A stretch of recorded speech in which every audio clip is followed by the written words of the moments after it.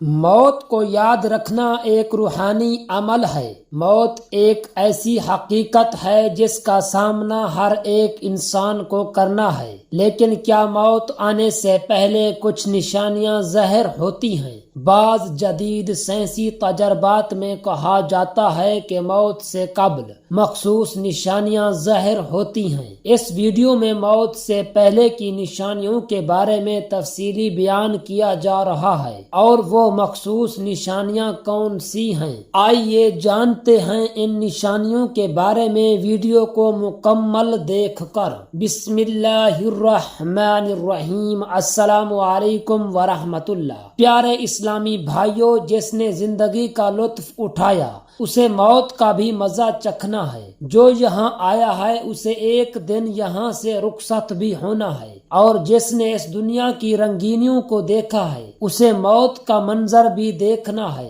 موت کے بارے میں کہا جاتا ہے کہ موت ایک ایسا دروازہ ہے جس میں سے ہر جاندار نے گزرنا ہے۔ موت ایک ایسا جام ہے جسے ہر شخص نے پینا ہے۔ واقعی حقیقت بھی یہی ہے کہ موت ایک ایسا جام ہے جس کا ذائقہ ہر ایک نے چکھنا ہے۔ اس ویڈیو میں موت کی حقیقت کے بارے میں بتائیں گے اور ایسی چند نشانیاں بھی بیان کریں گے جن کو سائنس بھی تسلیم کرتی ہے اور مانتی ہے کہ موت آنے سے قبل یہ نشانیاں ہر ایک پر ظاہر ہوتی ہیں۔ جب یہ نشانیاں ظاہر ہو تو سمجھ جائیں کہ موت کا وقت قریب ہے۔ محترم ناظرین، خالق کائنات نے ہر نفس یعنی جاندار کے لیے موت کا وقت اور جگہ متعین کر دی ہے، اور موت ایسی شے ہے کہ دنیا کا کوئی بھی شخص، خواہ وہ کافر ہو یا فاجر، حتیٰ کہ دہریہ یعنی ایسا شخص جو خدا اور دین کو نہیں مانتا ہی کیوں نہ ہو،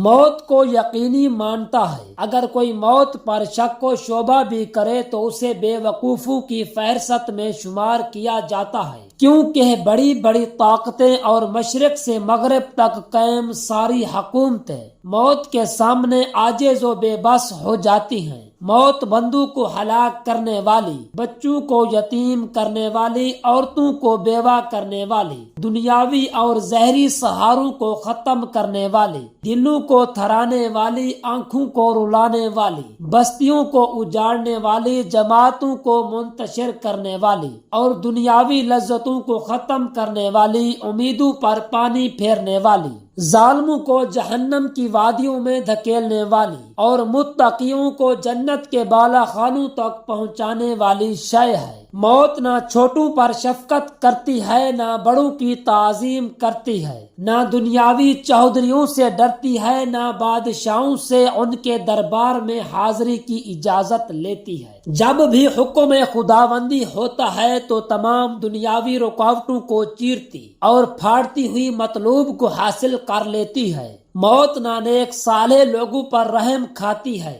اور نہ ظالموں کو بخشتی ہے۔ اللہ تعالیٰ کے راستے میں جہاد کرنے والے مجاہدوں کو بھی موت اپنے گلے لگا لیتی ہے، اور گھر بیٹھنے والوں کو بھی موت نہیں چھوڑتی۔ اخروی ابدی زندگی کو دنیاوی فانی زندگی پر ترجیح دینے والے بھی موت کی آغوش میں سو جاتے ہیں، اور دنیا کے دیوانوں کو بھی موت اپنا لقمہ بنا لیتی ہے۔ موت آنے کے بعد آنکھ دیکھ نہیں سکتی، زبان بول نہیں سکتی، کان سن نہیں سکتے، ہاتھ پیر کام نہیں کر سکتے۔ موت نام ہے روح کا بدن سے تعلق ختم ہونے کا، اور انسان کا دائرہ فانی سے دائرہ بقا کی جانب کوچ کرنے کا۔ ترقی یافتہ سائنس بھی روح کو سمجھنے سے قاصر ہے، حالانکہ اللہ تعالیٰ نے قرآن کریم میں واضح طور پر اعلان فرما دیا ہے، روح صرف اللہ تعالیٰ کا حکم ہے۔ موت پر انسان کے اعمال کا کھاتہ بند ہو جاتا ہے، اور موت پر توبہ کا دروازہ بند، اور سزا اور جزا کا عمل شروع ہو جاتا ہے۔ حضور اکرم نور مجسم صلی اللہ علیہ وآلہ وسلم نے ارشاد فرمایا، اللہ تعالیٰ بندے کی توبہ قبول کرتا ہے یہاں تک کہ اس کا آخری وقت آ جائے۔ ہر روز، ہر گھنٹہ، بلکہ ہر لمحہ اپنی موت کے قریب تر ہوتے چلے جا رہے ہیں۔ سال، مہینے اور دن گزرنے پر ہم کہتے ہیں کہ ہماری عمر کتنی ہو گئی ہے، لیکن حقیقت یہ ہے کہ اتنے ایام ہماری زندگی سے کم ہو گئے۔ موت ایک مصیبت بھی ہے، جیسا کہ اللہ تعالیٰ فرماتا ہے، اور وہی تمہیں موت کی مصیبت پیش آ جائے۔ اللہ تعالیٰ نے اپنے کلام کے متعدد آیات میں موت اور اس کی حقیقت کو بیان کیا ہے، جن میں سے چند آیات پیش خدمت ہیں۔ ہر جاندار کو موت کا مزہ چکھنا ہے، اور تم سب کو تمہارے اعمال کے پورے بدلے قیامت کے دن ہی ملیں گے۔ پھر جس کو دوزخ سے بچا لیا گیا اور جنت میں داخل کر لیا گیا، وہ صحیح معنی میں کامیاب ہو گیا،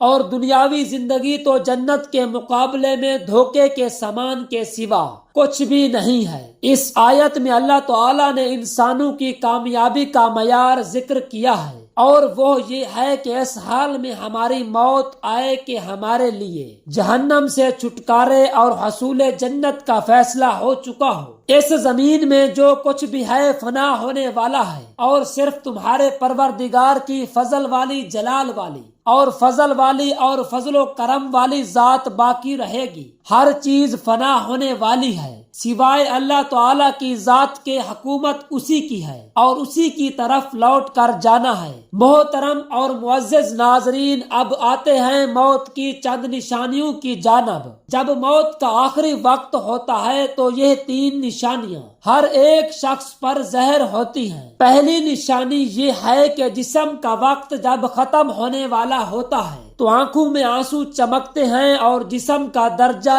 حرارت گر جاتا ہے اور دوبارہ بحال نہیں ہوتا۔ ایسے وقت پر اسے شدید پسینہ بھی آ سکتا ہے۔ دوسری نشانی یہ ہے کہ اس وقت احساسات کم ہو جاتے ہیں، یعنی روح جب جسم کو چھوڑنے کے لیے بالکل تیار ہو، یعنی موت کے تقریباً 24 گھنٹے پہلے، تو ہاتھ، پاؤں اور باقی جسم کی جلد پر محسوسات ختم ہو جاتے ہیں اور اعضاء کا رنگ بدلنا شروع ہو جاتا ہے، اور جلد کا اوپری حصہ نیلا ارغوانی رنگ اختیار کرنا شروع کر دیتا ہے۔ تیسری نشانی سانس کی بے ترتیبی ہے۔ یہ نشانی ایک واضح نشانی ہے جب انسان کا سانس اکھڑنا شروع ہو جاتا ہے اور بے ترتیب ہوتا چلا جاتا ہے اور دھیرے دھیرے بجھ جاتا ہے۔ میڈیکل سائنس والے جانتے ہیں کہ یہ وہ وقت ہوتا ہے جب رخصت ہونے والا لینے آنے والوں کو محسوس کرنے لگتا ہے اور دیکھنے لگتا ہے، تو ایسے موقع پر اس کے منہ سے کچھ ایسے الفاظ نکلتے ہیں جسے سن کر ڈاکٹر کہتے ہیں کہ اسے علوین ہو رہی ہے۔ جسم جب کمزور اور لاغر ہو جاتا ہے تو علوین بھی ہو سکتی ہے، مگر سکرات نہیں ہے، اور اہل علم اس بات کو اچھی طرح سے جانتے ہیں کہ ساری زندگی جسم کو خون پمپ کرنے والے دل کی دھڑکنیں موت سے کچھ دیر پہلے بے ترتیب ہو جاتی ہیں، اور نبض اس قدر سست ہو جاتی ہے کہ اسے ہاتھ سے محسوس کرنا مشکل ہو جاتا ہے، اور یہ بہت بڑا اشارہ ہوتا ہے کہ جسمانی اعضاء اپنا وقت پورا کر چکے ہیں اور ان قریب بجھنے والے ہیں۔ جسم کا وقت جب ختم ہونے والا ہوتا ہے تو آنکھوں میں آنسو چمکتے ہیں اور جسم کا درجہ